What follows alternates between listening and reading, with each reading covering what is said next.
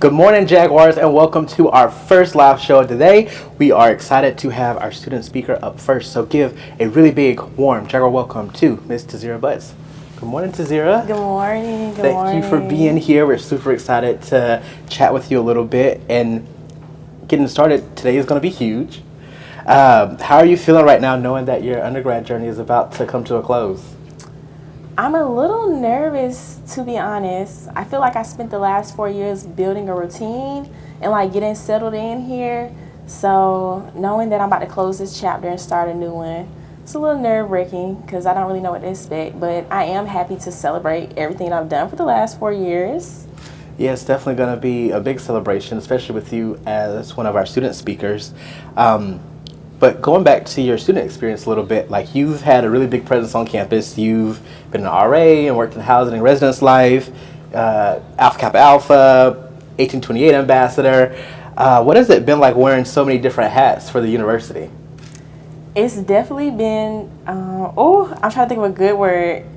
It's definitely been a lot, let's say that. But it's definitely been well worth it, because if it ever wasn't worth it, then I would have taken off one of the hats. But I feel like everything that I've done on campus, the way that I've spent my time these last 4 years, I feel like I did exactly what I needed to. And I'm just very grateful to have the opportunity to just be able to participate in all those roles, meet all the people that I did, and then I have the friends and family that I have now from those positions that I held. I like what you said, like you've done everything you needed to do. Because that's exactly how I felt when I graduated, of like, I left no stone unturned. Like I was able to do everything a little bit. And as an RA, you're able to work very closely with so many students. Do you have a favorite memory from being an RA and living on campus? Ooh, I'm trying to think. Okay, let's think. I feel like I have several. Anything housing related is my favorite memory, to be honest. So let's think of a specific one. I would definitely say anytime we had the Haunted Trail block, the Haunted Trail. Okay. So that's one of our bigger events that we used to do at University Village. It was a great time for all the students to come out. Everyone was so nice. It's like I was able to act as like a resident assistant, but I was also able to act as just a regular student as well. So that was definitely one of the great times, anytime that event came up. And then so many residents came out there, so that's like one of the biggest events where I get to interact the most with people from all 3 communities. Right. So that was probably one of my favorite ones. And with all the leadership roles and opportunities that you've had as a student, even with recruiting students as an 1828 ambassador, what do you think AU has taught you just about leadership and just your personal growth and development? AU has taught me to try for anything. Okay. So I know a lot of times when we apply for things, we see like the limitations on it or like the requirements. And it's just like, oh, well, I know for a fact I don't fit that role or I don't check that box, but I check the other boxes. So AU has definitely taught me to just put myself out there and apply for anything, because you never know what people might say to you. Like, it can say you're required to do this, that, and the third. But depending on who you know, depending on what your work ethic looks like, depending on those types of connections, I put myself out there still and got positions that I didn't think if you look at requirements, I technically shouldn't have, but just based off what I've already put out there. And like you said, I hold many roles, so I've met a lot of people so far. That has helped me just get a lot of those positions and those spots and stuff. So just to go out there and apply for anything, the worst somebody can tell you is no. That's right. One of the biggest things I take with me. Well, the worst they can say is no, and I go about my day. So for all of the future student leaders or current student leaders on campus, what advice would you give them? It's going to sound cliche, but take the risk. I speak about this a little bit in my speech, but when I first came here, I had a really hard time adjusting. And the first thing I did was apply to be a resident assistant. And from that, I really didn't know what a resident assistant was. I didn't really know what all I would have to do. I just knew that I wanted to step out. I wanted to do something that would let me make friends, that let me build connections. And I said, you know what? I like to talk. I'll talk to residents all day. So I immediately just stepped out and applied for that. So just apply for anything. Just step out, take the risk. Even if you're scared, take the risk. I know that's a lot to say, but change is uncomfortable sometimes. So yeah, and college is all about stepping outside of your comfort zone. So for today, because we're going to get started with the ceremony really soon, who are you celebrating with today? Like who's out in the crowd supporting you to cheer you on? So of course my family. I have my family out there. Some of my line sisters will be out there as well. So my sisters will be out there celebrating me on as well. my mentors. I even sent out the little virtual link so everyone can go and see it so they can watch my speech. I said, everybody watch my speech, watch my speech. It's just so many people that I've met along the way, even people that couldn't make it today. They already texted me this morning. It was like, hey, I already got the website pulled up for the live stream. I'm like, it's 8:20 something in the morning, but okay, cool. I'm sure that that means a lot. And who would you say, just out of everybody, has just been your biggest supporter, your biggest cheerleader so far? Oh my gosh. Oh my gosh. I feel like it really depends on what type of area we're coming from. Yeah. Okay, so let's make this quick. I would say from overall, of course, God. He's always there for me, always there cheering me on. And then as far as on campus, I had a lot of on-campus support. I will say that I wouldn't have been able to get through these 4 years without that on-campus support, because this is where I'm here majority of the time. So definitely I would say Miss Angela Young. We love Angela. We love Angela. Shout out to her. That is my homegirl. We love Angela. And of course Tiffany Ashford. I feel like both of them they told me their own mistakes, they gave me their own advice, they gave me their support, and they let me learn from the things that they've done and encouraged me. Whatever decision I made, they've always encouraged me. And before we wrap up really quickly, you're about to head to Chicago this summer to pursue your master's degree in social work. Yes. What drew you into that field? Growing up, I dealt with social workers a lot. They were not the great example of what I wanted to be, but they did show me what I didn't want to be. So I took from that experience, I said, you know what, when I grow up, I'm going to be just like you, but better. So definitely just wanted to go out and give children the voice that I didn't have when I was younger, because oftentimes kids are told, like, stay in a child's place. Yeah. So sometimes there's a lot children have to say. So just knowing that it's kind of hard for children to speak up more for themselves, and wanted to speak up for them. I love that. And thank you so much for being here. Congratulations. Thank you. And we can't wait to hear your speech. I appreciate it so much. Thank you all so much for having me here. All right, y'all. We got so much more in store. Stay tuned because we'll be right back.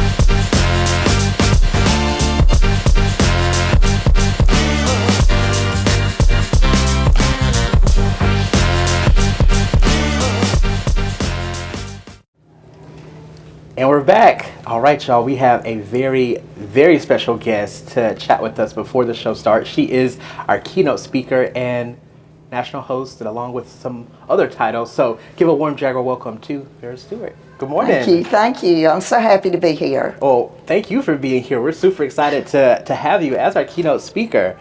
And just looking at your career, you've had an incredible journey of doing all sorts of things, but from catering to national television, just what inspired you to leap into hospitality and food? I get asked that question so many times, and I always have a different answer. And so this morning I'm going to say that I have had interest in food and presentation setting the table, getting ready for a special event since I was a little girl. And I probably adapted more to career journey with it because I had been exposed to it for such a long time.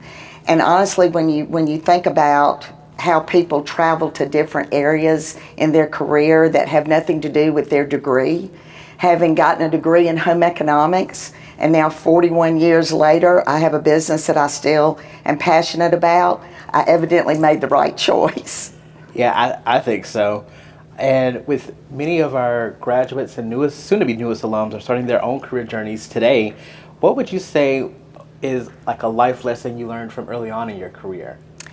Well, one of the things I'm going to say today is defy the odds. I grew up in a family with 5 children, and my dad died when he was 40 and left my mother to raise 5 children all by herself. And when you think of the odds of that being a successful journey, the future would not look very bright. And I'm very fortunate that I was raised by a strong woman and that her goal was to make sure all of us were okay. And the differences in our home life and all of my friends' home life really never occurred to me because I was so happy in the environment that I was in. So I feel like that has helped me through my journey as a professional to understand that everything doesn't happen overnight. You can dream about something for a long time and then all of a sudden it comes true. And I'll mention today that how many of us dreamed when we turned 16 that we were going to wake up and there was going to be a car in the driveway with a big red bow on it. Well, I don't know how many people that happened for, but the dream was so much fun, to look forward to anticipate that. And I use that word quite a bit in my business, dream. I love that. And you built an entire career over Southern hospitality, traditions. How do you stay creative but also kind of just balance all of that over the decades? Man, you must have already read my speech. This is awesome. I try to do my homework. The dream is, creating something in your mind, and then the next thing you know, realistically, you can do it. And I loved everything that there was to do with that. And I always felt like if you were confident that it could be done, and the confidence might have come from dreaming about it. I vividly remember doing a grand opening of a huge business complex here in Augusta, and the man looked at me and said, "We're thinking about doing a safari theme. Are you familiar with that?" And I said, "Oh, absolutely." Well, I got my car. I'd never done that in my life, but I dreamed about it, and I knew I could do it. So I gave myself the confidence right then and there that I could do that event, and it was very successful. I love that. Would you say there's a secret to being able to juggle so many different hats that you've worn over the years? I am a firm believer in a master plan. If you work for me, and I'm a former school teacher, you have to turn in your lesson plan by Sunday at 3 o'clock. And it's the priorities for the week, it's your long-term priorities, it's what you're doing Monday through Friday. And literally, that allows me to visualize my company's involvement as a whole, where somebody might be able to help another team member. But we know what we're doing this time next year. And a lot of that comes from my background in education, is that you start in August, and by May, what is going to be accomplished? And I really utilize that business plan in how I run my company. I love that. It definitely yielded great results. So what advice would you give out to our new graduates who are trying to create their own recipes for success? Well, I say this several years ago, well, actually 22 years ago, my accountant looked at me and said, "You do so well with your mail order when there's holidays and the masters bring in all this income. You get to the summer and all your profit is keeping your doors open. What could you do?" And I thought, well, I was a home ec teacher, I could do a cooking camp. And now 22 years later, I'm still doing that. It has nothing to do with making money. It has more to do with the involvement with young people in this community. And one of the things I say is there's something you have to wear to camp every day. And it's this. It's this. And that can open up a door for you. It can get you out of a jam. It can get your foot in the door. and it can fool somebody. And so that's my thing, is that if you're smiling, people want to meet you, they want to know more about you, and it's a very positive, and everybody's got one. You just need to use it. I love that. And with speaking to so many graduates today, what's one thing that you hope they take away from your speech? The challenge to me at the end today is that I want them to think of one person in their life that really influenced where they are today. And I was saying earlier that sometimes it takes 10 years, 20 years, 30 years, for me 40 years, to really recognize the impact that a single mother had on who I am, my personality and what I've done. And I've realized that just because Oprah Winfrey kept telling me no every time I sent a cake for 10 years to her to hope that I would get on her list, on the 10th year she said yes. And why is that? It was because I was persistent. My product was good. I just needed to be in the right place at the right time. And that's what you just have to continue to feed on, is it's not going to happen overnight. It's not. But thank you so much, Farrah, for chatting with us this You're welcome. morning. We cannot wait to hear all of the words of inspiration and wisdom that you're about to give us. And for Well, I'm excited. Thank right, you. Yes. And for those watching, stay tuned because we'll be right back.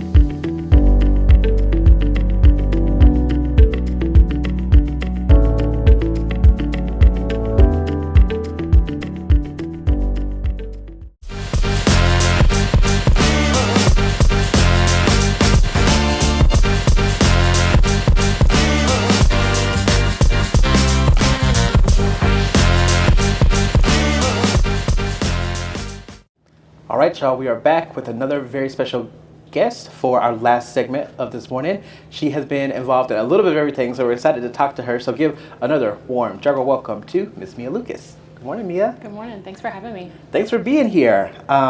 So you've worn a lot of hats as a student, alum, even past president of our Alumni Association. Yes. What would you say just brings you the most pride about being an alum? So I loved my experience as a collegiate. I was really involved in college, as you said, and I learned a lot about the university, and so much that the university gave to me that I wanted to give back and continue to be involved in the college experience. I love that. And just for graduates who may not understand the value or the importance of the alumni network, like what would you tell them and what it really does and how it can help them? Absolutely. I would say make sure that when you're leaving college that you're updating your notification information, your email, your phone number to where you're moving, because there are AU alumni everywhere. I've been to events in Atlanta, Savannah, I've been to Washington, D.C. to represent the university, and there's always a connection. I have had the greatest experiences and met the most amazing people through my network with AU and gotten a lot of interviews that I might not have gotten if I didn't know somebody. So I'm excited for them. And I guess taking it back to your own graduation day, since we're here and the ceremony is about to start shortly. What was your graduation day like for you? Stressful. It was exciting. I would say I maybe blacked out a little bit on that day. I remember a lot of people. We were in the James Brown Arena, and I remember walking across the stage and going, okay, now what? Oh, what am I supposed to do next? And just having the support of my family there and the university professors that were with me. I have my degree in psychology, so my high-level professors, my graduate internship, like all of the people that helped me get to that day there to support me and cheer me on was an amazing experience. And I remember, the only part of that day I remember is walking across that stage. Well, I guess that's the big thing to remember. Yes, and not falling. Yes. Are there any other standout memories that you had from your undergrad days? I was a member of Zeta Tau Alpha, and so I was a leader in the chapter on the university campus, and so I was able to actually be part of the recruitment process for new sororities on campus, and so welcoming new women into the Greek life community on campus, and then just promoting leadership in women is a big part of even where I am today, and so it's one of my standout memories for just my whole college experience. And what would you say are some ways the new graduates can get involved with the Alumni Association, even if they are leaving from Augusta after today? Like I said, make sure that you are connecting with the community there. There are AU graduates everywhere. And so there's an opportunity through the Alumni Association to get on the contact list. They'll connect you with people in the community. So you'll always make a connection. And maybe if you're going to, we have happy hours that we're hosting in different areas around Georgia even. But just make sure to connect. The Career Center and the Alumni Office are really helpful in just making those connections when you move away from Augusta. I've been to one of the happy hours here, and I feel like we need to have a lot more. Had a lot of fun, and it's always nice to be able to connect with colleagues that you don't get to see as often. Absolutely. I would say also, you are local, you can join the alumni board. So we are always looking for new members, and we are an active board. We do a lot in the community. We raise money for scholarship here on campus. We have a big barbecue in October that we're planning right now. It's so much fun. It's on the campus at the amphitheater, and we're always looking for people that have new, fresh ideas for us to help continue to connect with the college community. And because of your involvements, especially as an alum, you've seen the university kind of grow and evolve into what it is today. What do you think makes AU feel like home no matter what? It's definitely the people and the community itself that surrounds AU. So when I was starting college, AU was still kind of a commuter school. I worked full-time. I still went to school full-time. And I was a part of a sorority and did college clubs like psychology and social work. But it was all about my experience and who I connected with. And so it's the people that you meet in your classes, it's the professors that you take the time to connect with, go to their office hours, talk to them. It's truly the people that support you as a college student that make it feel like home. I love that.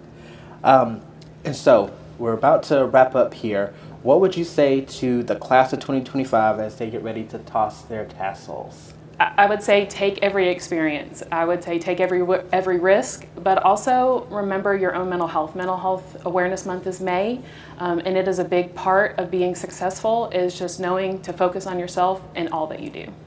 I love that. Any final thoughts before we let you go? No, I would just say congratulations. It's a great day. Yes, it is a great day. Thank you so much for helping make our day great.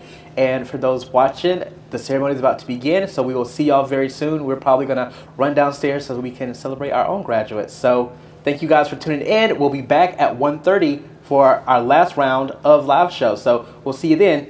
Go Jags!